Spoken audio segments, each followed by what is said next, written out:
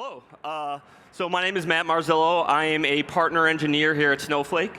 I spend my days doing kind of one of two things. I work with the product teams both at Snowflake and AWS to make sure that our platforms work together well for AI and Gen AI workloads. And then I spend the other part of my days doing this sort of stuff or working with individual customers to help them understand how to better use Snowflake and AWS for Gen AI and AI. It's great to communicate and also good to collect some feedback. And what I'm going to be talking about today is I'm going to do a quick introduction onto what Snowflake is. And then I'm going to talk a little bit about what Snowflake has to offer for generative AI, what AWS has for Gen AI, which I'm sure a lot of us know, but maybe a refresher is good. And I'll talk about how it works together, and then I have a quick 2-minute demo that I'm going to show you all that kind of demonstrates how Snowflake and AWS work together for Gen AI. So first things first, what is Snowflake, right? So we've been around for 12 years. I think when we first came onto the scene, we won the hearts and minds of a lot of traditional data warehouse architecture users and the folks that were used to writing SQL on-prem, right? But we gave them all the goodness of the cloud. We're a cloud-native platform. When you deploy Snowflake, you're deploying it on top of AWS, and we offer all the great things: the separation of storage and compute, that near limitless scalability, low admin, ease of use. But we started with the data warehouse, right? And since then, we've grown. The platform has grown. If I were to say data warehouse one more time, someone from Snowflake might slap me on the wrist. We're more than just that. We're a platform, right? We have a lot of services around sharing and collaboration. We have a marketplace. We also have traditional AI and ML services and tools inside of Snowflake, as well as Gen AI services and tools. And with that, we support a number of different architectures, including the data warehouse, data lake, mesh, data mesh and fabric, and data lakehouse. And worth noting is that we have many different native integrations with the entire AWS ecosystem. We love our friends at AWS that they make all these fun announcements. And this slide is probably already out of date, even though it's a week and a half old. But the idea being is that we have lots of native integration with things like S3, right? And when you store your data in Snowflake, it's all in S3 anyway. With Glue and EMR and using Lambda functions. We have native integrations with SageMaker and Bedrock, and we'll get into that in a bit. The idea being is that, yeah, there's some parts of AWS that Snowflake maybe competes with, but there's a lot of parts that we support each other on, right? And there's hundreds and hundreds, thousands and thousands of customers who are using AWS and Snowflake successfully together.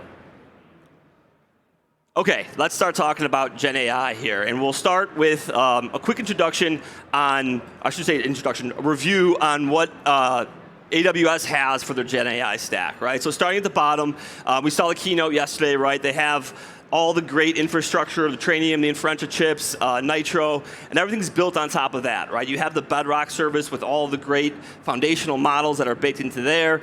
The other features inside of Bedrock, we're seeing a lot of customers use agents, fine-tune those models, and set up those Gen AI services and access them from Snowflake. And then in addition to that, Amazon Q, right? Q's a really popular new service inside of AWS, and we're seeing many customers use Q successfully with Snowflake.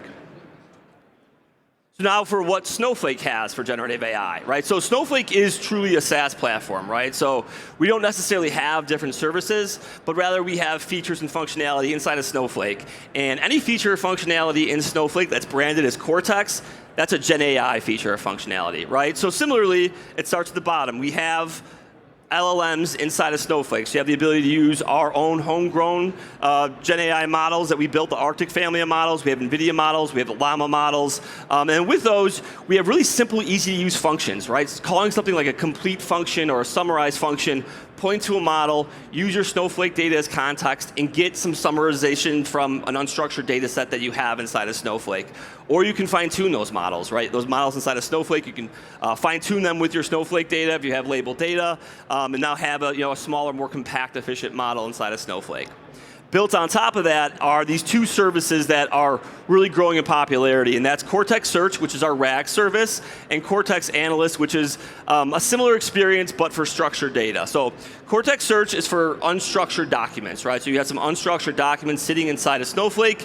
You can then within just several lines of SQL code inside of Snowflake is build a RAG service or a search service that you can now call either internally from Snowflake or expose as a REST API from somewhere externally, right? Just go prompt to answer to get some sort of information from unstructured data inside of Snowflake.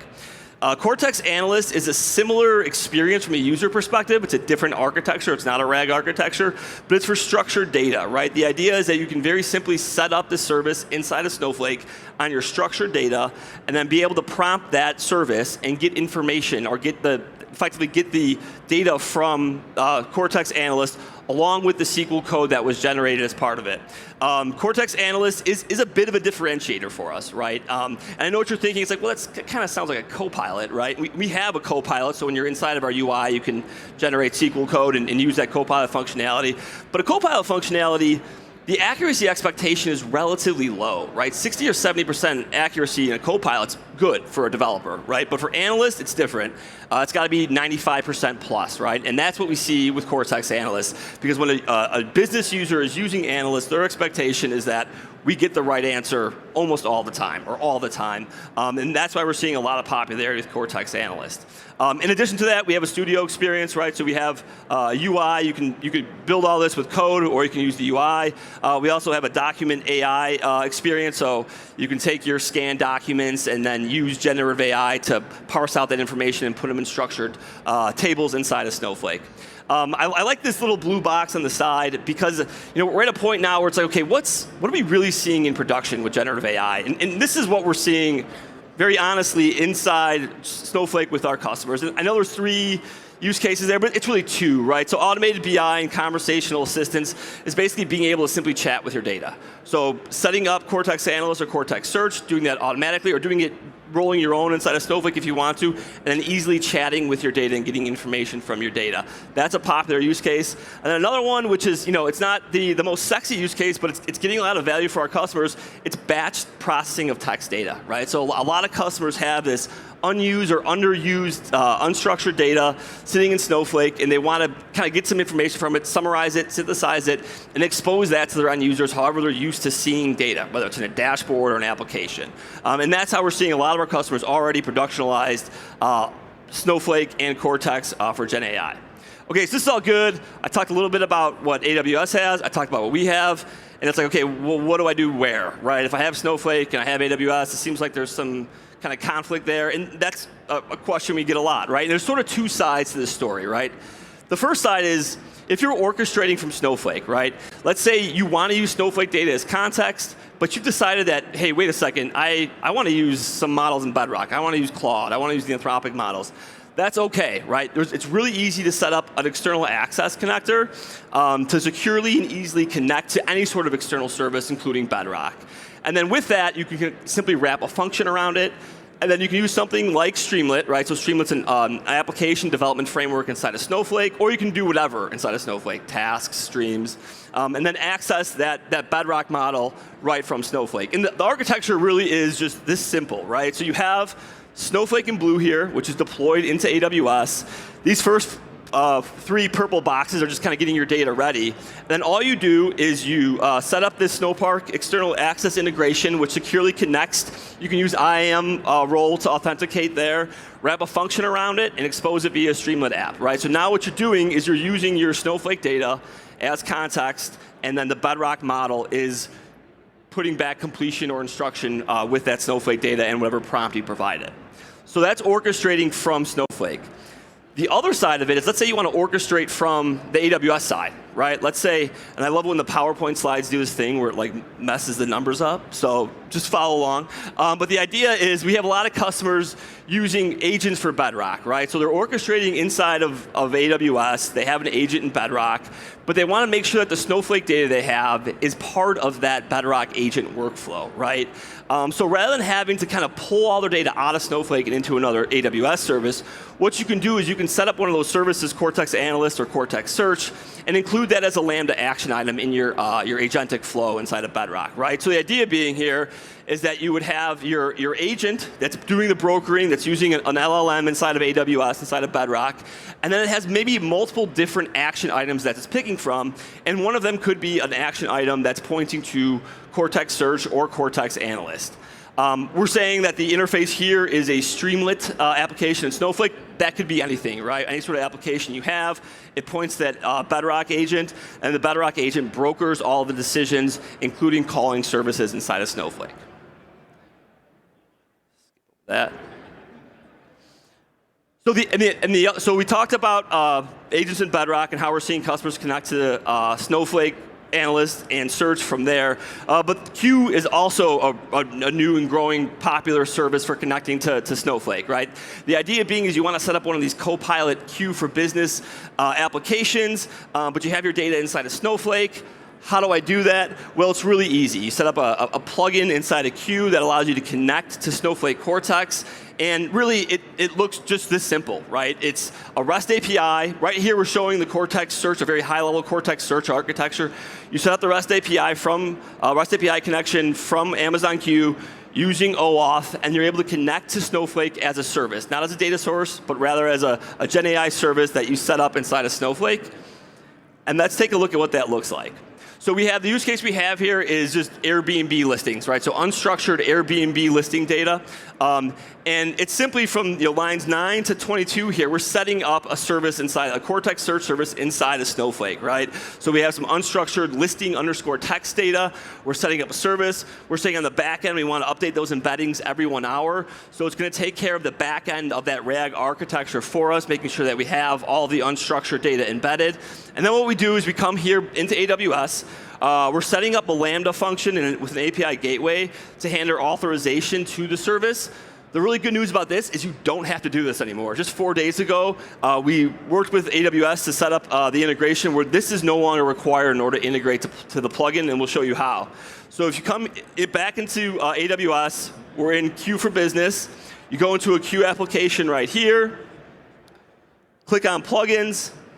You can add a plugin, or in this use case, I already have a plugin called Cortex Q.